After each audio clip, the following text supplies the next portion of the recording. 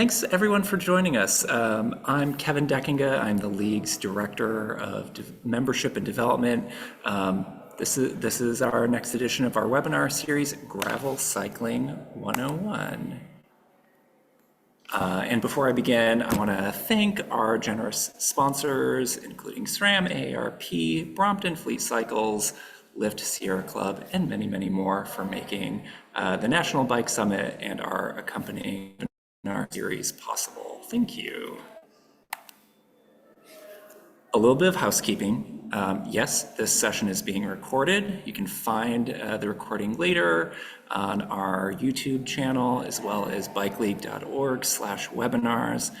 Yes, you are all muted, and please use the chat function and the Q&A function anytime for questions, and closed captions are available.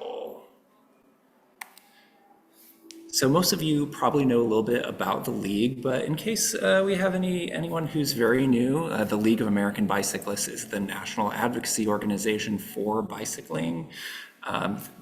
We work here in Washington to expand access to bicycling, to protect the lives of people biking and walking, and empower adults and kids with the ability to ride safely and confidently.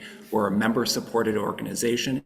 Yes, that's a real membership card from 1899. So I won't have one that looks exactly like that, but I invite you all to come and join us and add your voice to the movement for better biking.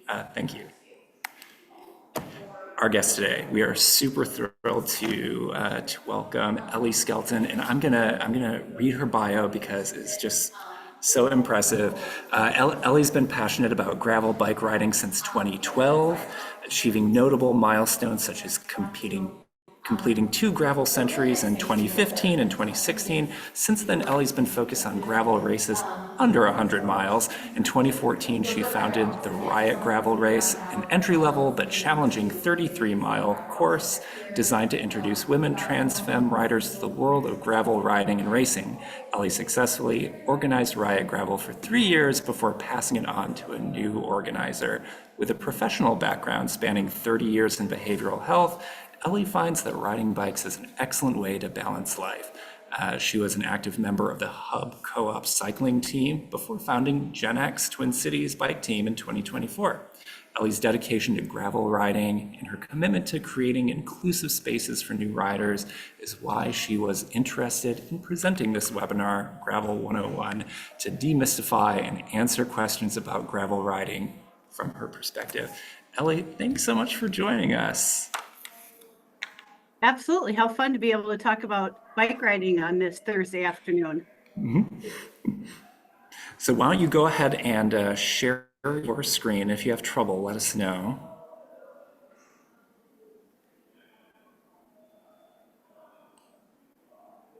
All right. You have me up there? I'm going to stop my share. Oh, there you go. I had to stop my share. All right. Go for it. Yeah, so I appreciate the opportunity to talk today about gravel cycling, something I'm very passionate about and really love to do. I am speaking just from my own experience and opinion. I've never worked in a bike shop, although I have an adult child who does work at a bike shop. And a lot of what I've learned has been from other riders, from watching YouTube videos, and just from making some mistakes myself while out in the world biking. So the first question people sometimes ask me is, why in the world do you like to bike on gravel? That is a fair question. Oops, I went too many times. So for me, I have always been a city dweller for the majority of my life. I do have a lot of family in Missouri and Arkansas, and they are particularly confused about why I would want to bike on gravel, because for them, having to go out their front door and bike on gravel and country roads has never been something they've particularly liked. Reasons that I love going out on gravel is it's actually great to get out of the city. I commute a lot, and I probably yell at cars 3 to 7 times per week. Especially there's an intersection right when I get out of my neighborhood where there's just a left-hand turn and they're never looking at the protected bike lane. So I do a lot of waving and yelling. And really, I hardly do that when I'm gravel riding. One, there's just so much less traffic. In general, people seem to give us a lot of room on gravel roads. Every once in a while, maybe a truck person comes by and, drives too fast next to you. But for the most part, it just doesn't happen to me as much when I'm out in the country riding on my bike. I love the nature. I haven't seen a moose, but one year when I was biking, there was a moose in front of us and moose tracks were seen and many people had stopped to see the moose. So very moose adjacent. I think it's in my future. Just last summer, I saw a black bear standing on its legs on a gravel road, which we all stopped and let that bear keep moving on.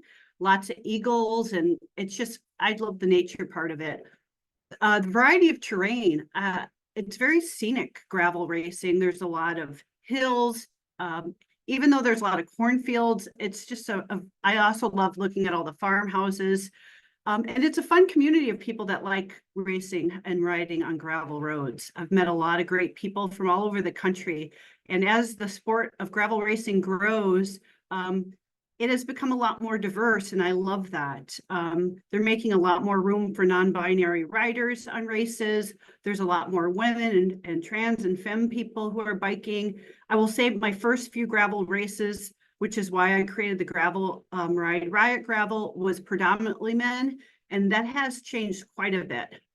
And that we have a lot more room to grow. So I'm hoping there's a lot of people who are just interested on the call today, and this is going to pique their curiosity to get out there on some gravel roads. And the other thing is, prior to riding gravel, if I would be doing some city riding or trying to do some touring and I ran into a patch of non-pavement, it made me really nervous, and I wouldn't like not being on pavement.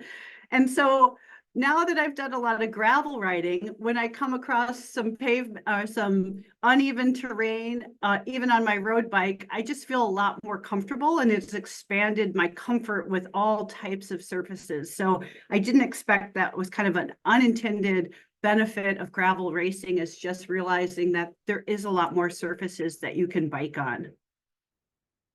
I'm sure there's other people have other reasons of why they like gravel riding, but that is the majority of reasons that I got into it. So the very first gravel race I went on, I used my road bike, and it was a little nerve-wracking because it was a little skittish, and I felt like I think I actually did fall in that one.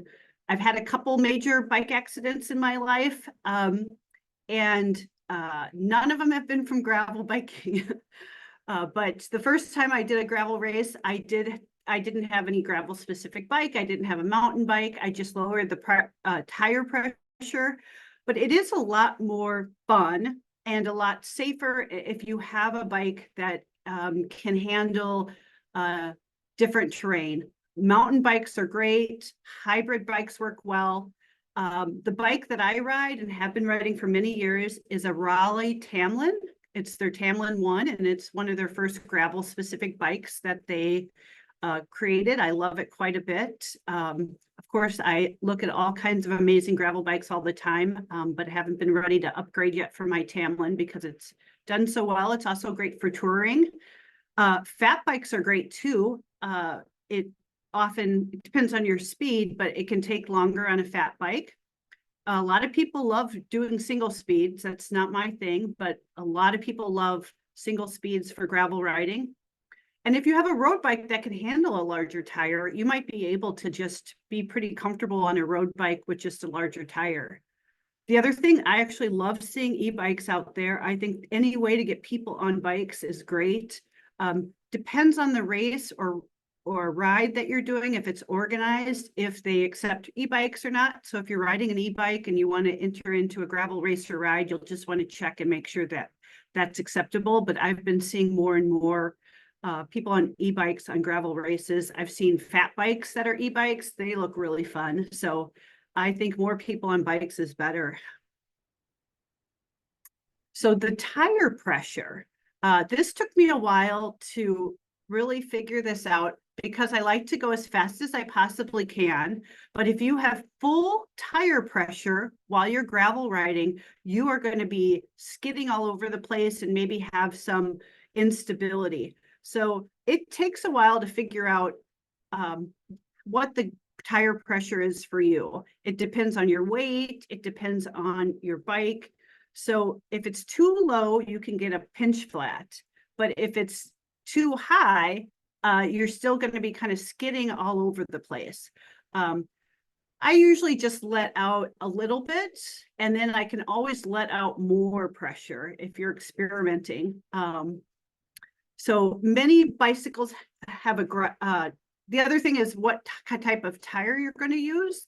Of course, with the explosion in gravel riding, you can now get tires that are called like the Gravel King. There are specific tires for riding on gravel, but really any thicker tire that has some knobs on it, that's a mountain bike type tire. I wouldn't go any smaller than 28. There's a bike packing gravel ride in Minnesota called the Fox, and unfortunately they had to cancel it this year due to flooding. But on that one, on their website, it says, we recommend that you have a 35 to 40 tire. And that's often because of how much off-road or minimum maintenance roads or mountain bike type paths they might have. So the picture you see there, that's my favorite kind of gravel riding. A nice big road, just gravel. There's not a minimum maintenance. There's not a lot of technical. If you just have a thicker tire and you lower your tire pressure some, you're going to do great. You want to use a lot of the same principles that you do for mountain biking, which is kind of to stay loose, not grip the handlebar too tight. I like to use all of my gears as well. And for gravel riding, you have plenty of opportunity to use every single gear on your chainring. So what is gravel and what does it mean to ride on gravel? It really depends on the conditions of the roads you're riding and what part of the country you're in and what kind of course you're on. So there are so many types of unpaved roads. You're almost always going to be slower than you would be on the pavement. So like a century ride for me, on which I'll still do a city century because I'll put a lot of coffee shops and bagel stops in there. But as a city century, I could do that in 7 hours, 7.5. I haven't done a gravel century in a while, but my fastest one was 10.5 hours. And that was a lot of, getting off my bike and having some high and low moments of the day, but it's just significantly longer riding on gravel. It can be hard packed or dirt roads that you're actually going pretty fast on, or it can be what they call peanut butter gravel, which means there's been some rain and your tires are sticking and it's very thick and it feels like you're riding in peanut butter. Sometimes we'll have scouted out a gravel road and we'll think, okay, we're going to ride that next Saturday. Maybe we rode it in our car just to check out the route. And in between that time, they came and laid a bunch of fresh new gravel. It completely changes the ride. So if you have fresh gravel on there, you could have rocks kicking up. It can just be a little bit harder to drive through. It can be extremely sandy. And when it gets really sandy, I often have to get off my bike and walk because I'll just be moving through the cranks and I'm just not making it very far. And it can just be hard for me to keep my balance. Plenty of people can bike right through that, but that's not my jam. You can have huge potholes and washboard ruts. So you just have to pay attention more to the surface to just, watch the road in front of you. A lot of times they call it riding the line. If you're on a race where there's a lot of people in front of you, the people in front of you are actually making a nice line in the gravel and you just jump on their line and ride that. If you're on a race where there's multiple courses and multiple lengths, one thing that can sometimes happen is the faster riders end up coming from behind you. So maybe they'll have the 50 miles start first, and then or maybe they have the 100-mile start first and then the 50 miles. And at some point, the 100-milers catch up with the 50-milers.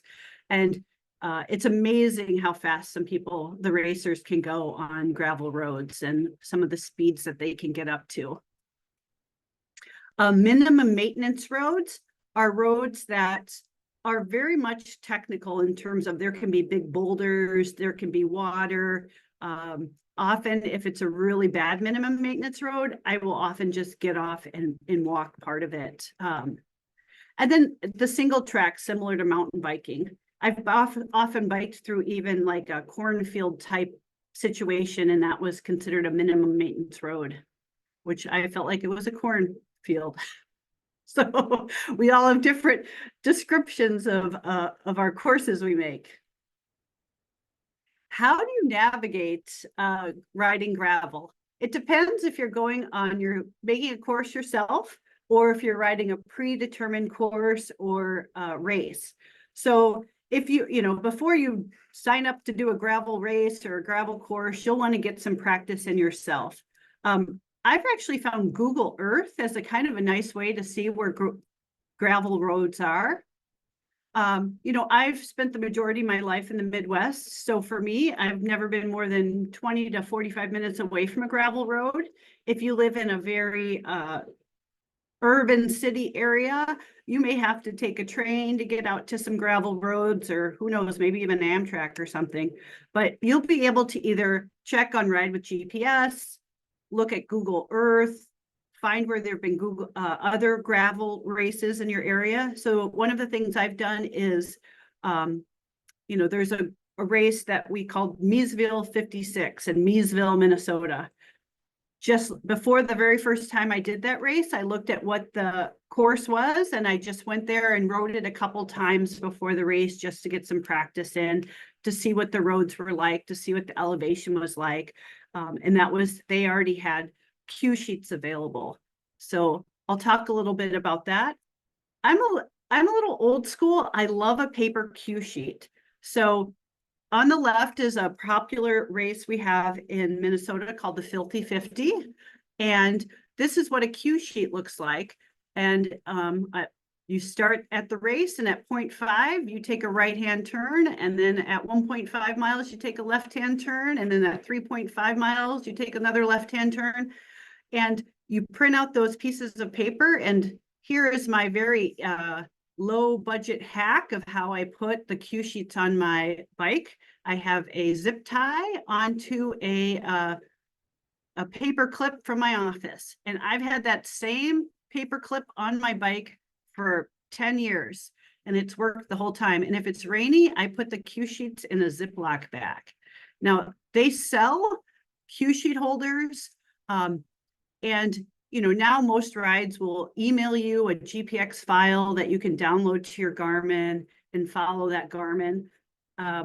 Every once in a while, someone will have a mechanical issue or the GPX file doesn't quite work. You'd be surprised how many times somebody comes up to me with my paper cue sheets and asks if they can follow me because they have, their GPX has gone awry or their computer crashed. So even if you're using the GPX, I think it's helpful to have a backup, especially if you're on a longer course where maybe you forgot to bring a battery charger, or who knows what happens. It's nice to have that paper cue sheet. And even on these races, sometimes where I've been with 1,000 people, I'm surprised I could end up on a gravel road all by myself.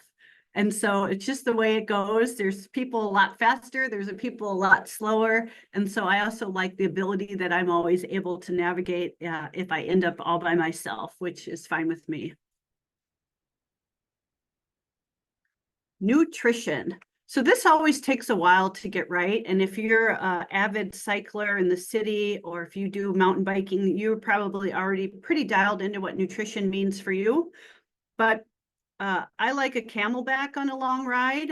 Sometimes reaching down for your water bottle when it's kind of uneven terrain, I find that can be a little dicey for me. So the Camelback just makes it easier, so I don't have to mess around with my bike or my bottles. And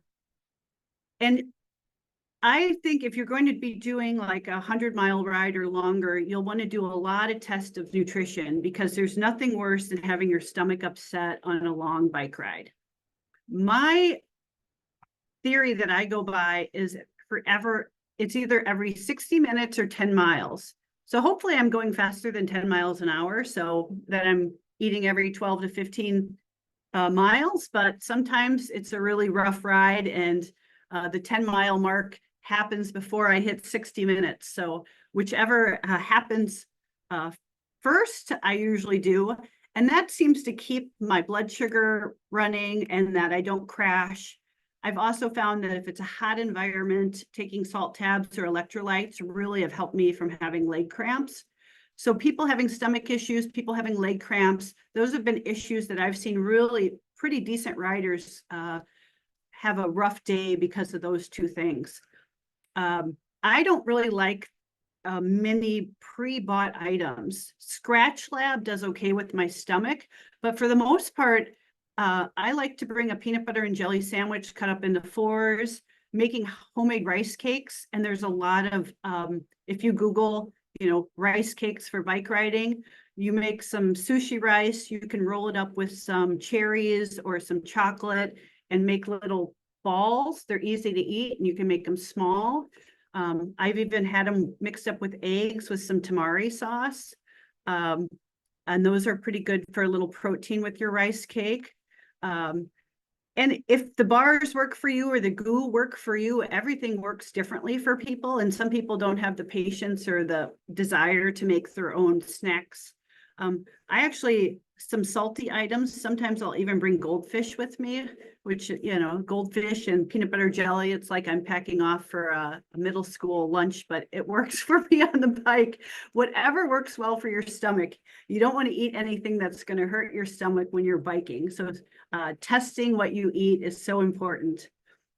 When I first started biking, I went to gravel racing. I went to a gravel racing seminar. I wish I could remember her name, but she was a professional racer from Germany. And she told us all what we needed to do the day before a long ride was to eat a whole apple pie. And it's like, that's what worked for her. Like that wouldn't work for me, but I loved that advice. And it also makes you realize how individualized our bodies are and how different foods fuel us differently, and what works for one person may work for another. I actually haven't tried it yet, so I still may have to try and eat a whole apple pie before a long ride to see if that really is the magic or not. So my funny story here is that there was this fabulous race up in Alexandria, Minnesota, which no longer exists, called the Inspiration 100. Beautiful area of Minnesota. It was back in the DIY, do-it-yourself days where most gravel racers put on the races 100% free. They didn't charge anything. You could give donations. And so we also would make our own prizes for the races. They weren't sponsored by anyone. And this is the second and last gravel century I did in 2016. And they gave all of us 12 hours to finish the ride. So it started at 8 a.m. and you had to be finished by 8 p.m. And I think about 100 of us started that race that day. And probably about 5 p.m., the organizer drove by me just to see if I was still on the course. And I was still on the course. And I made it to the finish. And not only did I get the prize for being last, which is often called DFL, dead freaking last, but I also won third place women, because only 4 women had started and only 3 of us finished. So the pro and con of more women being in the cycling world and in the gravel racing world, I'm not sure I'll ever get third place in a 100-mile gravel race again. But I was very excited about my third place, and I took a picture of it and sent it to my kids, and they were showing their friends, look, my mom got third place in the race. I had neglected to mention to them I was also the last person. So maybe 2 years after this, they heard me telling this story, and I mentioned that I was also last.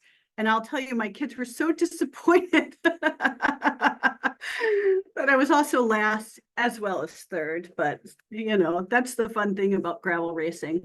Also, usually there's a pretty decent prize for the DFL person who ends the race. So I don't know if people try to be DFL these days, but I've seen some really sweet prizes at the end of a race. You have to come in like at 11:59. If you pass the 12-hour mark or whatever the mark is, you move to a DNF, did not finish. So you need to complete the race and the time allotted. There are so many social clubs and skill classes and gravel camps and clinics popping up. I'm just amazed. And maybe it's just because I only look at a lot of gravel things on Instagram, but I think I get sent a new gravel clinic once a week on Instagram. It's really cool to see that out there, that there are a lot of ways to plug in and to take a class or a weekend trip with people to learn, like, how do I improve my speed, improve my skills, learn more about nutrition. So if you're interested in hooking in that way, there's a lot of opportunities out there for you to do that. So races can be both supported and unsupported. When I first started gravel racing, they were all unsupported, which meant there were no aid stations, there was no SAG, that once you got out on the course, it was totally up to you to get back, even if you're in the middle of rural Minnesota, and if you had a bike mechanic issue, you would have to figure out how to get to the closest gas station and get someone to give you a ride home. Now, more and more, the races do. I mean, sure, there's still plenty of unsupported races out there. So if you do sign up for a race, you'll just want to check if it's supported or unsupported. Is there a SAG vehicle if you have a mechanical? My husband was once out on a race and had a mechanical issue, and he ended up getting a ride from some guys who had some taxidermy business, and they had all these taxidermy animals in the truck, and it was quite a fun ride. So it can be fun to be unsupported because you'll meet some characters, hopefully, and not be stuck out in the middle of nowhere. So the Riotgrrrravel race that I started with my family, we were looking at Google Earth to find a big parking lot and gravel races, and we actually came across this Lutheran church, contacted them, and the pastor at the time was super cool. He let us use the church and bathroom for free, which then we didn't have to purchase a porta potty. And then my only expense for putting that race on was I purchased 1-day race insurance. And at that time, since I wasn't charging for the race and I had less than 100 riders, my 1-day my 1-day race insurance, I believe, was like $150. Now that may have gone up, I don't know, but I just wanted to have some protection in case somebody got hurt. And actually the church had requested that. So I'm not sure I would have thought of it on my first race if the church hadn't asked me to do that. Porta potties can be an expense if you want to put on a gravel race. We also would talk to all the local bike shops and companies and got donations for our race prizes. And then people gave us donations, but it was kind of a break even. Maybe we paid a little bit money to put on the race, but it was definitely worth it. I met so many great people in the biking world and got more interested in understanding how do you organize a ride and a race and how do you make it inclusive. For Riotgrrrravel, if you were a single male rider, you couldn't sign up for the race. So you could sign up for it if you brought a person, a woman, trans person, a femme person with you. You could, and sometimes I got a little pushback, and I'm like, well, if you don't know anyone you can invite to bring you on this ride, you don't want to ride on Riotgrrrravel anyway. And we ended up starting with a 33-mile course. It was pretty hilly out of Hastings, Minnesota, but a lovely area. And then we had people ask for both lower mileage and higher mileage. So we then added a 10-mile, which was a 5-mile out and back on gravel. And we had a lot of families bring their kids to do that. And that was a lot of fun. And then we also added a 50-mile. Things I learned as a race organizer is when you have a free race, a lot of people will sign up and not show up. And when we would limit the number of riders, it would be disappointing because we had a long waiting list of people that wanted to do the race. The other thing I learned was make sure you tell people that if they stop mid-course, they should text you. So we had one race where we were driving around the course looking for someone who never finished, to find out they later just went and biked to a bar to have a burger. We just wanted to make sure everyone was safe. So, you learn those kind of things along the way. We have some really fun gravel rides in Minnesota. Heck of the North, they put on a number. They're the same people that do the Fox bike packing. And that's also where there was the moose sighting. The Filthy 50, the Dam, the Day Across Minnesota. Now that's an ultra event. You start at midnight in South Dakota and you have to get to Wisconsin by midnight to the next day. So you have 24 hours and there's checkpoints that if you don't make it through the checkpoint in time, you can't continue on the race. And then there's the Double Dam, people that get to the end and then bike all the way back, and they have another 24 hours to bike all the way back. That the dam and the Double Dam are happening in August of this year in Minnesota. They reached their capacity, I think, in the first day this year. They had taken a year or two off, and people were very excited to have that come back. I, of course, have never raced the dam. I've been a support person on the dam for 3 years. And I feel like on that race, like many, the SAG is the hero who doesn't get any glory. You are just as exhausted as those riders driving your car all across Minnesota to hand them fresh granola bars and bottles of water and electrolytes, but you're not getting any of the fun or glory. Although other SAG riders, it's fun to hang out with. And then a lot of the charity rides are starting to add some gravel races. So Tour to Save, as I work in behavioral health, SAVE is an organization, Suicide Awareness and Voices of Education. And it's a suicide prevention and education ride that happens in Northfield, Minnesota. And they've added an awesome gravel component to that race. So that's been cool to see gravel being added to some of those types of races. This year was my first year doing Mid-South in Oklahoma, and I had a blast. Very welcoming event.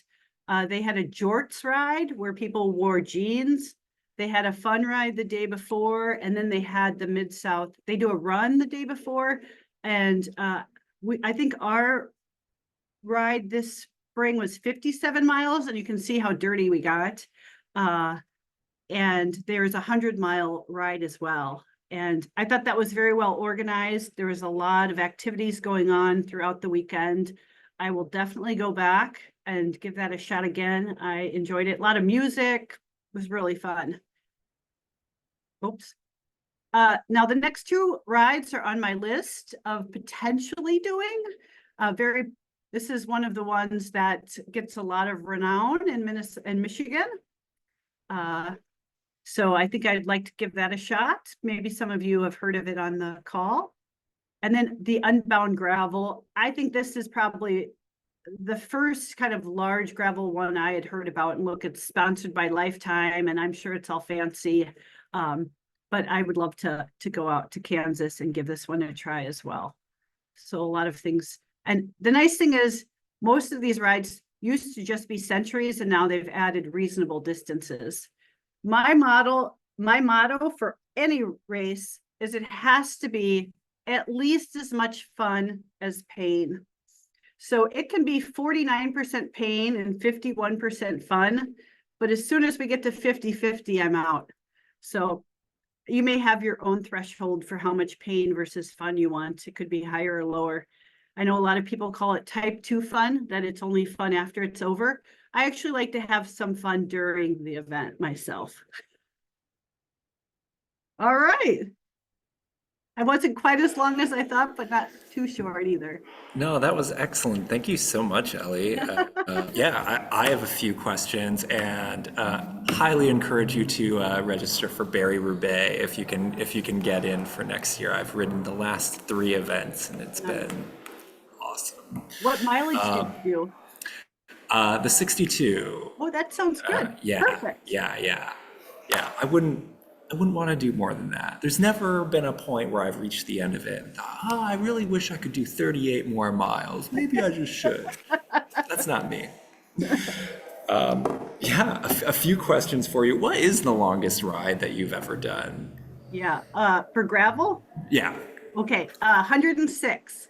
106. Wow, nice. And what's the range that you recommend for people just beginning with gravel riding? Maybe they're used to certain paved distances. Like, what's the equation for what they should aim for gravel then? Yeah, great question. So if you're someone who averages 20 to 30 miles on a weekend ride in the city, I would start with 15 to 20 on gravel and just find a nice gravel out and back to do so there isn't a lot of navigation as well. You mentioned using Google Earth to find gravel portions of roads, and that's really good advice. What tools have you used for creating routes? Do you use Google Earth for creating routes, or do you use something else? Yeah, I use Ride with GPS for Yeah. creating routes. Mhm. Yeah, I'm a big fan of Ride with GPS as well. Another resource I like to get people to is gravelmap.com. Yeah, depending on where you live in the US, it could be a great resource. It's user generated, but you can find Oh, cool. yeah, unpaved trails and gravel roads all over the country. Any tips for getting to know your body as you're responding to gravel roads? Like, if you're pushing your limits, how do you know when it's time to turn around before you bonk, as they say? Yeah. Well, that's such a great question. I mean, I think it's the same thing with nutrition. A lot of it's trial and error. What works for you? Um, a lot of times with women, it has to do with saddles. So if Oh, you have issues with saddles, I would go to a woman at a bike shop who does bike fittings. I'm a big fan of the Terry cycle, the Terry saddle with the carve out. A lot of people that I've met have said, it's just too uncomfortable for me to bike ride. And I just always say, have you tried a women's specific saddle? Have you had a bike fit by a woman? Have you watched some YouTube videos about, um, that's why chamois are invented. Sometimes people are averse to the bike clothing, but it's really helpful in terms of reducing friction, using chamois butter, having a women's specific cycle. All of those can really be helpful. In terms of like leg cramps, I think that the minute you start having any of those, if you don't have like salt or some food to eat, so it's often best to just stop and turn around because cramping typically doesn't get better once it's started. It's been my experience. And just don't be afraid to stop and get a ride. If you're in pain, don't suffer. I'm not a fan of suffering. So there's some people that are like, I'm just gonna power through. Well, if that works for you, great. But for me, I don't care if it's a gas station. I'm gonna stop, have a nice chat with the person at the gas station, maybe eat. And if I'm not feeling better, I'm going to give someone a call, come get me. And so I'm with, that's a I'm with key. you. Yeah. That's another thing is if you're going to go out and try something, uh, have a phone a friend, at least know like who is around this weekend that I might be able to give a call to be able to pick me up. Yeah, thank you. That's great. Any special tips for bike maintenance when it comes to riding on gravel? Like, your bike gets considerably dirtier, right? Like, what sort of precautions or maintenance tips do you have for protecting your bike? Yeah, we'll always check, have a chain tool before to always make sure you don't want to have any chain issues, that your chain isn't too worn. You're always going to want to clean your chain with that nice little chain cleaner if you don't have that. And making sure, I mean, the chain is the biggest thing. making sure that the bottom bracket can be an issue too. I mean, you're just going to have to clean your bike more and have more regular bike maintenance if you do that yourself at home, or just take it in more regularly, because it's a lot rougher on your bike, especially if it's rainy or if it's really muddy. You'll want to do a chain cleaner right away and just make sure you're lubricating your bike, or just taking it into your bike shop and say, I had a bad dirty race this weekend. Make sure my bike's okay. It's good advice. Yeah. And my colleague put into the chat to find clubs and advocacy organizations near you. You use our map tool. You can also find great independent bike shops near you using that tool. If to throw support and to the bike community where you are. You talked a little bit about types of bikes for gravel. What about bars? I know some people like flat bars, others like Mhm. drop bars. Yeah. Do you have a preference? I'm a drop bar person. Uh, I, I, I think it's just personal preference, and also because I was never really a mountain biker. My fat bike has straight bars, and that's okay, but I just really like the drops, and maybe it's just because I started with city cycling and that's what I've always been used to. So and I used to use clipless pedals, and I've moved to flats. So part of that is I've been on one too many dirty ones where people are having to take a stick to get junk out of their cleats, and they can't even clip back in because of the conditions. And so flats, I mean, I'm not in it to race competitively. So flats, maybe I'm losing a little bit of power by not being able to get the pull up but I feel like it's worth it to not have to mess around with the cleats anymore. And also I like to stop a lot. And so I also don't like clomping around in the cleat shoes. I'm with you. Yeah, yeah, yeah. I'll do both flat and clipless depending on the type of ride, the type of event. Yeah, I prefer. There are pros and cons, right? Absolutely. What about like riding position? Like you said that in gravel rides you're maybe not gripping so tight, and you're totally right that it didn't occur to me before. But like, what about the position of your body? Do you have any tips? And have you ever been fitted to a bike? Oh And yeah. what was that experience like? Yeah, I absolutely recommend bike fitting if you're going to be doing anything more than 50 miles for gravel riding. It makes a huge difference in terms of if you have any back pain, or just even some of the smaller changes that they make during a bike fit. It's amazing. The very first time I did Ragbri, I got what's called the biker's palsy. My fingers got numb, and it was due to a poor bike fit. But my fingers were numb for like a month, and it was all related to wrist pressure because my bike just wasn't fit to me. And it was 2011, I was a novice, I just didn't know what I was getting into. So I'm doing Ragbri again this year, and I'm actually going to go back in for a bike fit because I've messed with my bike enough, and I feel like I should have a new seat. I actually have new handlebars, so I think enough has changed. I need to get a new bike fit. I would also say gloves. I'm actually not one who wears bike gloves that much, but with gravel cycling, there's so much more pressure on your hands because of the terrain. It does make a difference, and it is beneficial, I find, to wear bike gloves with some padding in them and just staying loose. I know I often am somebody who will lock my elbows, and I have to intentionally remind myself, don't lock your elbows, stay loose. Don't panic going down.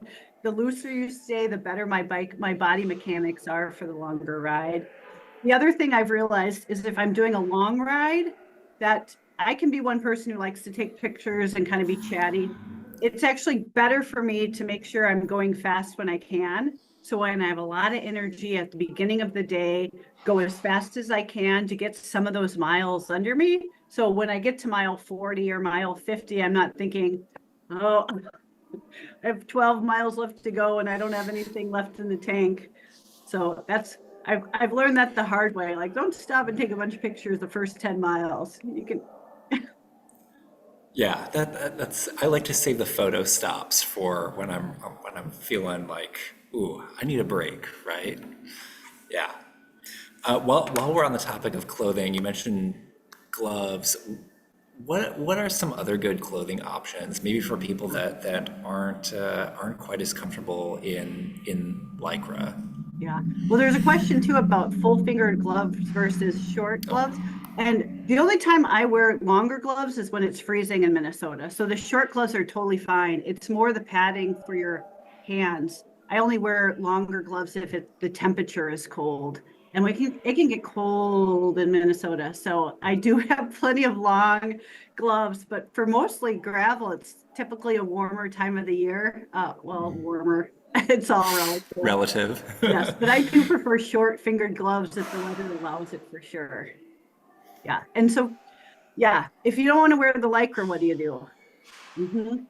I mean, I know people that ride in jeans. I mean, there's one of my favorite bikers in town. They only wear jeans.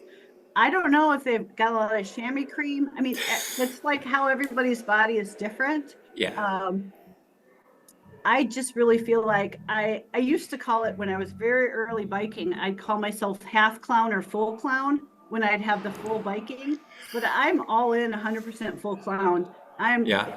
I love it.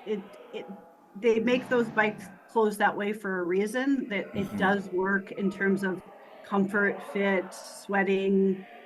And I have friends that still bike in cotton t-shirts and will wear a skirt, you know, you do you. Yeah. Yeah, I do wear lycra for competitive events, but on a casual ride, I like a just a tech fabric t-shirt. That material has come a long way in the last decade, and non-cotton shorts are my go-to. Nice. Yeah. Any tips for stopping quickly on loose gravel without sliding out? Are there like technical bike maneuvering tips that you want to share? Yeah, that's such a great question.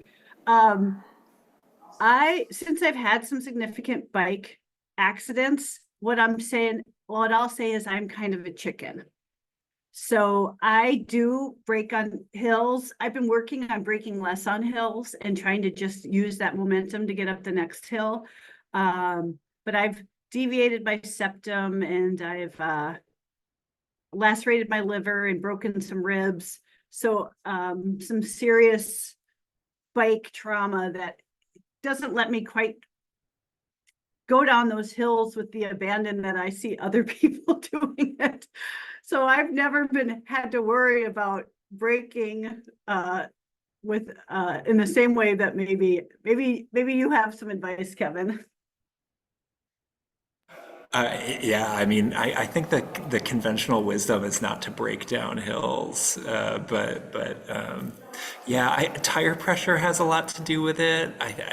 When I first got started, I was definitely riding too firm, and that can contribute to a lack of control. Finding the right tire pressure for you is like, everyone has an opinion about that. Yes. Yes. But it does, it gives you so much more control on gravel if you just let out. It's amazing because I was a little resistant to it at first because I was like, why would I want to go slower? Gravel's already slow. But it does, that extra control you get is totally worth it. Yeah, yeah. So you've created successful bike events. What if there aren't a lot of gravel events near me and I want to start one? Any pro tips for starting from scratch? Yeah. Don't be worried if you have 7 people show up. I mean, I think part of it is uh one of the races that really started off in Minnesota that's no longer is called Almanza was called Almanzo, and I think 12 people were at the very first one. So I think not putting on yourself expectations, like in some ways it's a lot easier to just have 7 people show up. Make a Facebook event, invite a couple bike clubs, maybe make sure 3 people are coming. I would say don't worry about, you don't want to have 100 people show up for your first bike race. I think we had 35 or 40 for our first Riotgrrrravel, and that was perfect. And then it got really big, where we were like capping the riders. This has been really great. Any closing thoughts, or if anyone has any final questions? But other than that, I think we'll wrap it up there. Anything you want to add, Ellie? Yeah, thanks for having me today. It was fun to talk to you about gravel riding. Yeah, it really was. It makes me want to get back out there soon. The Excellent. weekend approaches. It does. All right. Thank you so much, Ellie, and thanks to our guests joining and those watching the recording. You can find more of our webinars at bikeleague.org/webinar. Just visit us at bikeleague.org. There's lots of great resources there, and if you're not a member, please join. Thanks, and have a great afternoon. Yeah. See you later. Thank you.